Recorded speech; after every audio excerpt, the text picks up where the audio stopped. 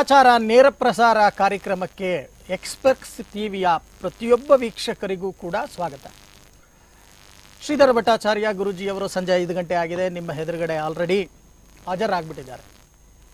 ಇವತ್ತಿನ ವಿಚಾರ ಏನು ಇದರ ಬಗ್ಗೆ ತಿಳ್ಕೊಳ್ಳೋಣ. ಅದಕ್ಕಿಂತ ಮುಂಚೆ ನಮ್ಮ ಸನಾತನ ಧರ್ಮದಲ್ಲಿ ದೈವಸ್ಮೃತಿ ಅಂತಕ್ಕಂಥದ್ದು, ಅಂದರೆ ದೈವಶಕ್ತಿಯನ್ನು ಪ್ರಾರ್ಥನೆಯನ್ನು ಮಾಡ್ತಕ್ಕಂಥದ್ದು.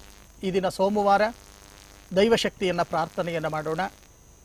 ನಮಸ್ತೆ ಹಸ್ತು ಭಗವನ್ ವಿಶ್ವೇಶ್ವರಾಯ ಮಹಾದೇವಾಯ ತ್ರಯಂಬಕಾಯ ತ್ರಿಪುರಾಂತಕಾಯ ತ್ರಿಕಾಗ್ನಿಕಾಲಾಯ ಕಾಲಾಗ್ನಿರುದ್ರಾಯ ನೀಲಕಂಠಾಯ ಮೃತ್ಯುಂಜಯಾಯ ಸರ್ವೇಶ್ವರಾಯ ಸದಾಶಿವಾಯ ಶ್ರೀಮನ್ಮಹಾದೇವಾಯ ತೇ ನಮೋ ನಮಃ.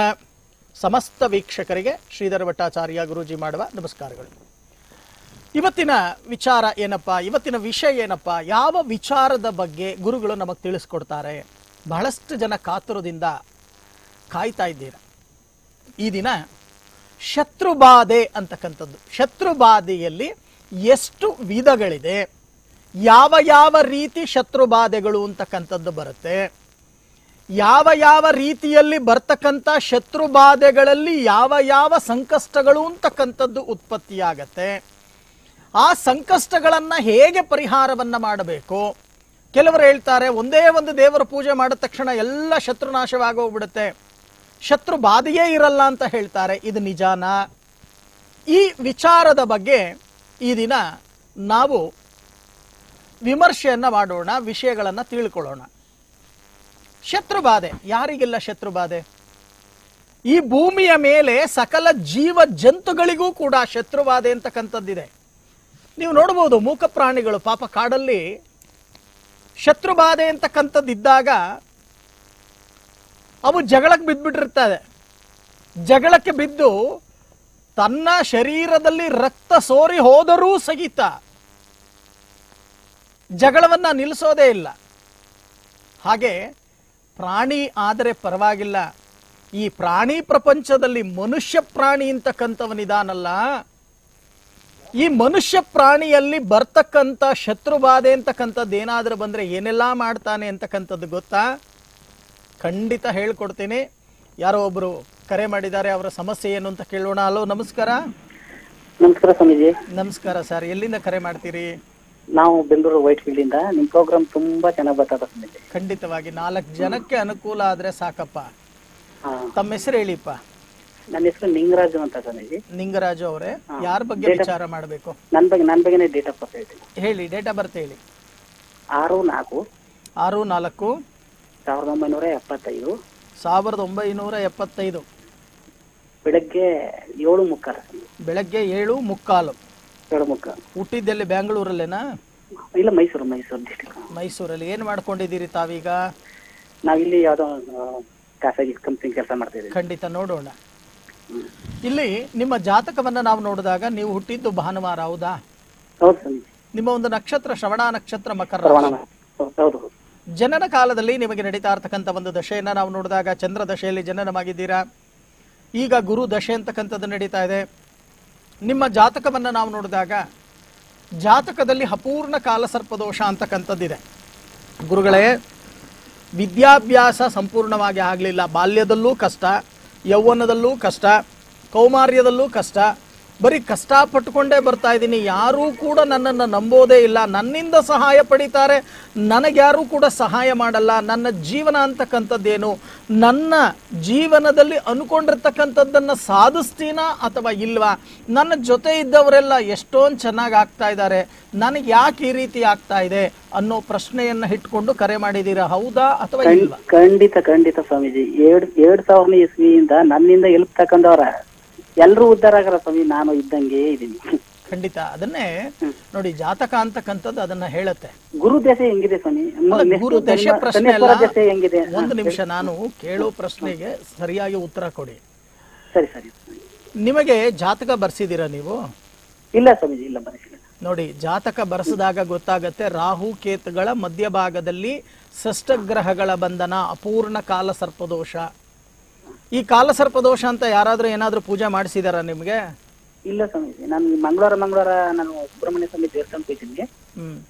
ಅದ್ ಬಿಟ್ರೆ ಇನ್ನೇನು ಮಾಡಿಲ್ಲ. ಇಲ್ಲ, ಪೆನ್ನು ಪೇಪರ್ ಇದ್ರೆ ಬರ್ಕೊಳ್ಳಿ. ಸರ್ಪ ಸಂಸ್ಕಾರ 3 ದಿನ, ನಾಗ ಕಲ್ಯಾಣೋತ್ಸವ, ರಾಹು ಕೇತು ಕುಜ ಶಾಂತಿ ಹೋಮ, ಜೊತೆಗೆ ಅದರದರ ಧಾನ್ಯದ ತುಲಾಭಾರದಾನ, ಇಷ್ಟನ್ನ ನೀವು ನಿಯಮಬದ್ಧವಾಗಿ ಆಚರಣೆ ಮಾಡಬೇಕು. ಎಲ್ಲಿ? ಸಾಮೂಹಿಕ ಕ್ಷೇತ್ರದಲ್ಲಿ ಅಲ್ಲ, ಪವಿತ್ರವಾಗಿರ್ತಕ್ಕಂಥ ನದಿ ತೀರ ಅಥವಾ ಅರಣ್ಯ ಪ್ರದೇಶ ಪ್ರತ್ಯೇಕವಾಗಿ ಆಚರಣೆ ಮಾಡಬೇಕು. ನಿಮ್ಮ ಕುಟುಂಬದವರ ಬಿಟ್ಟು ಬೇರೆ ಯಾರು ಅಲ್ಲಿರಬಾರದು. ಹತ್ತಿರದಲ್ಲಿ ಯಾವುದೂ ಪೂಜೆ ನಡೀಬಾರದು, ಬೇರೆ ಯಾವುದೂ ಪೂಜೆ ನಡೀಬಾರದು. ಇದನ್ನ ನಿಯಮಬದ್ಧವಾಗಿ ಆಚರಣೆ ಮಾಡಿ. ಇದರಿಂದಾನೇ ಬಾಲ್ಯ, ಯೌವನ, ಕೌಮಾರ್ಯ, ವೃದ್ಧಾಪ್ಯದಲ್ಲಿ ಬಹಳಷ್ಟು ಕಷ್ಟವನ್ನ ಪಡಬೇಕಾಗತ್ತೆ. ದರಿದ್ರತೆ ಅಂತಕ್ಕಂಥದ್ದು ತಾಂಡವ ಹಾಡತ್ತೆ. ಮಾಡ್ತಕ್ಕಂಥ ಕೆಲಸ ಕಾರ್ಯಗಳಲ್ಲಿ ವಿಘ್ನಗಳನ್ನು ಅನುಭವಿಸಬೇಕಾಗತ್ತೆ. ಆಗಾಗ ಇರುಸು ಮುರುಸುಗಳಾಗ್ತಕ್ಕಂಥದ್ದು, ಮನಸ್ಸು ಕೆಡಿಸ್ಕೊಳ್ತಕ್ಕಂಥದ್ದು, ಇವೆಲ್ಲವೂ ಕೂಡ ಆಗತ್ತೆ. ಮೊದಲು ಈ ಕೆಲಸ ಮಾಡಿ. ಗೊತ್ತಾಗಲಿಲ್ಲ ಅಂದ್ರೆ ಕಚೇರಿಗೆ ಬಂದು ಭೇಟಿ ಮಾಡಿ. ನಿಯಮಬದ್ಧವಾಗಿ ಈ ಕಾರ್ಯಕ್ರಮವನ್ನು ಮಾಡಿಸಿಕೊಡಲಾಗತ್ತೆ. ಈ ರೀತಿ ಮಾಡಿ. ಯೋಚನೆ ಮಾಡ್ತಕ್ಕಂಥದ್ದು ಬೇಡ. ಒಳ್ಳೇದಾಗ್ಲಿಪ್ಪ. ಕರೆ ಮಾಡಿದ್ದಕ್ಕೆ ಧನ್ಯವಾದಗಳು. ಈ ಶತ್ರು ಬಾಧೆಯ ವಿಚಾರವನ್ನ ನಾನು ನಿಮಗೆ ಹೇಳ್ತಾ ಇದ್ದೆ. ಶತ್ರು ಬಾಧೆಗಳಲ್ಲಿ ಎಷ್ಟು ವಿಧ? 4 ವಿಧ. ಹಿತಶತ್ರು, ಅಹಿತಶತ್ರು, ಕ್ರೂರ ಶತ್ರು, ನೀಚ ಶತ್ರು. ಮೊದಲು ಹಿತಶತ್ರುಗೆ ಬರೋಣ. ಹಿತಶತ್ರು ಅಂದ್ರೆ ಯಾರು? ನಿಮ್ಮ ಜೊತೆನೇ ಇರ್ತಾರೆ. ನಿಮ್ಮ ಸ್ನೇಹಿತರು, ನಿಮ್ಮ ಬಂಧುಗಳು, ನಿಮ್ಮ ಬಳಗ, ನಿಮ್ಮ ಜೊತೆಯಲ್ಲೇ ಇರ್ತಕ್ಕಂಥದ್ದು. ಅಣ್ಣ ಅಣ್ಣ ಅಣ್ಣ ಅನ್ಕೊಂಡೇ ಜೊತೆಯಲ್ಲಿರ್ತಾರೆ. ಆದರೆ ನಿಮ್ಮ ಒಂದು ಅಭಿವೃದ್ಧಿಯನ್ನು ಸಹಿಸೋಕೆ ಸಾಧ್ಯ ಆಗ್ತಾ ಇರಲ್ಲ ಅವರ ಕೈಯಲ್ಲಿ. ಅವರೇ ಹಿತಶತ್ರು. ಹಿತವನ್ನ ಬಯಸೋ ರೀತಿ ನಾಟಕವನ್ನ ಹಾಡ್ತಾ ನಿಮಗೆ ತೊಂದರೆಯನ್ನ ಕೊಡ್ತಕ್ಕಂಥವರೇ ಹಿತಶತ್ರು. ಈ ಒಂದು ವಿಚಾರವನ್ನು ಮುಂದುವರಿಸ್ತೀನಿ. ಒಂದು ಕರೆ ಇದೆ. ಹಲೋ, ನಮಸ್ಕಾರ. ನಮಸ್ಕಾರ ಗುರುಗಳ. ನಮಸ್ಕಾರ. ಎಲ್ಲಿಂದ ಕರೆ ಮಾಡ್ತೀರಪ್ಪ? ನಾವು ಮೈಸೂರಿಂದ ಮಾತಾಡ್ತಾ ಇರೋದು. ಮೈಸೂರಲ್ಲಿ ಯಾವ ಏರಿಯಾ? ವಿಜಯನಗರ. ವಿಜಯನಗರ. ತಮ್ಮ ಹೆಸರು? ಮಹೇಶ್ ಬಾಬು ಅಂತ. ಮಹೇಶ್ ಬಾಬು ಅವರೇ, ನಮಸ್ಕಾರ. ಯಾರ ಬಗ್ಗೆ ವಿಚಾರ ಮಾಡಬೇಕು? ನನ್ನ ಬಗ್ಗೆನೇ ವಿಚಾರಿಸಬೇಕಾಯ್ತು. ಡೇಟ್ ಆಫ್ ಬರ್ತ್ ಇದ್ರೆ ಕೊಡಿ ಮಹೇಶ್ ಬಾಬು ಅವರೇ. 27 27 12 12 1977. 1977. ಸಮಯ ಗೊತ್ತಿದೆಯಾ? ಸಮಯ ಬೆಳಿಗ್ಗೆ ಒಂದು 11:30. ಬೆಳಗ್ಗೆ 11:30. ಏನು ಮಾಡ್ಕೊಂಡಿದ್ದೀರಿ? ಒಂದು ಚಿಕ್ಕದೊಂದು ಬಿಸ್ನೆಸ್ ಇದೆ. ಖಂಡಿತ ಖಂಡಿತ ಖಂಡಿತ ನೋಡೋಣ. ಏನು ಹೇಳುತ್ತೆ ಜಾತಕ? ಏನಕ್ಕೋಸ್ಕರ ನೀವು ಕರೆ ಮಾಡಿದ್ದೀರಾ? ಹುಟ್ಟಿದ್ದು ಮಂಗಳವಾರ, ಹೌದಲ್ವಾ? ಹೌದು ಗುರುಗಳ. ನಿಮ್ಮ ನಕ್ಷತ್ರ ಪುನರ್ವಸು ನಕ್ಷತ್ರ, ಕಟಕ ರಾಶಿ. ಕಟಕ ರಾಶಿ. ಜನನ ಕಾಲದಲ್ಲಿ ನಿಮಗೆ ನಡೀತಾ ಇರ್ತಕ್ಕಂಥ ಒಂದು ದಶ ಗುರುದಶ. ಆದರೆ ಈಗ ಕೇತು ದಶೆ ನಡೀತಾ ಇದೆ, ಹೌದಲ್ವಾ? ಧನಭಾವದಲ್ಲಿ ಕೇತು, ಗುರುವಿನ ಕ್ಷೇತ್ರದಲ್ಲಿ ಕೇತು ಇದ್ದಾನೆ. ಸ್ವಲ್ಪ ನಷ್ಟದಲ್ಲಿದ್ದೀರಾ ಅಂತ ಜಾತಕ ಹೇಳ್ತಾ ಇದೆ. ಅದಕ್ಕೋಸ್ಕರ ನೀವು ಕರೆ ಮಾಡ್ತಾ ಇದ್ದೀರಾ ಅಂತ ಹೇಳ್ತಾ ಇದೆ, ಹೌದಾ? ಹೌದು ಗುರುಗಳ.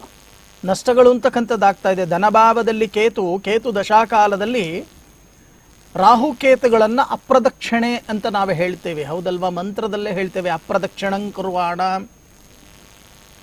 ಧನಭಾವದಲ್ಲಿ ಧನವನ್ನ ಕಿತ್ಕೊಳ್ತಕ್ಕಂಥ ಕೆಲಸವನ್ನ ಮಾಡ್ತಾನಂತೆ ಕೇತು ದಶಾಕಾಲದಲ್ಲಿ. ದ್ವಿತೀಯದಲ್ಲಿ ಕೇತು ಇದ್ದಾನೆ.